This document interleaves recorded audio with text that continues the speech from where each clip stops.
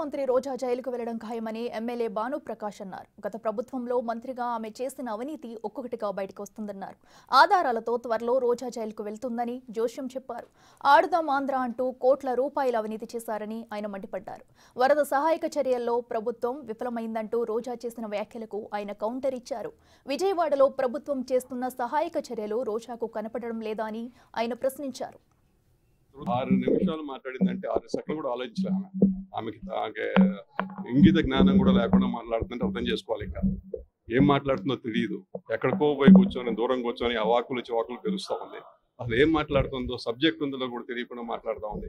ఈ రాష్ట్రానికి ఎమ్మెల్యే చేసి మంత్రి చేసి ఇలాంటి మాటలు మాట్లాడడం చాలా శోచనీయం, అసలు దురదృష్టం. దీనికన్నా దరిద్రం ఇంకోట్లే. ఇలాంటి ఆమె ఇలాంటి రాష్ట్రంలో మంత్రిగా చేసిందని చెప్పడానికి మన రాష్ట్రం ఇలా అయ్యిందని కారణం వేరే ఉదాహరణ అవసరమే లేదు. 3,500 రూపాయలు ఒక బ్యాట్, 3,500 6,500 మొత్తం కూడా స్కామ్, మొత్తం దోచుకున్నారు. బ్యాట్లు అని కిట్లు అని చెప్పేసి మొత్తం కూడా డబ్బులు దోచుకోవడానికి ఆడుదాం ఆంధ్ర అనే ప్రోగ్రామ్ పెట్టినారు. కానీ క్రీడల్ని ప్రోత్సహిద్దామనే ఉద్దేశం ఎక్కడా లేదు. ఏ విధంగా కూడా ఇప్పుడు మన ఒలింపిక్స్ జరిగింది, మన ఆంధ్రప్రదేశ్ నుంచి ఏం సాధించామని చెప్పండి. సరే, నేషనల్ లెవెల్లో ఎన్ని మెడల్స్ కొట్టామని చెప్పండి 5 సంవత్సరాల్లో. ఏది దేనికి కూడా ఫలితాలు ఏమి ఉండవు. డబ్బులు మటుకు ఉదాహరణ ఖర్చు పెట్టడం, తినేయడం తప్పితే ఇంకేమో. ఖచ్చితంగా చట్టపరంగా ఏ చర్య తీసుకోవాలో ఖచ్చితంగా గవర్నమెంట్ ఖచ్చితంగా తీసుకుంటుంది. తప్పు చేసినోడు ఎవడు తప్పించుకోవడానికి అవకాశమే లేదు.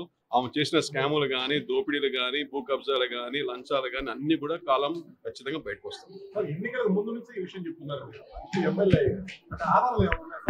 ఖచ్చితంగా రేపు ఇన్వెస్టిగేషన్ చేస్తే అన్ని బయటకు వస్తాయి. బయటకు వచ్చినప్పుడు ఆమె కూడా చెప్పకూడదు, తినాల్సిందే.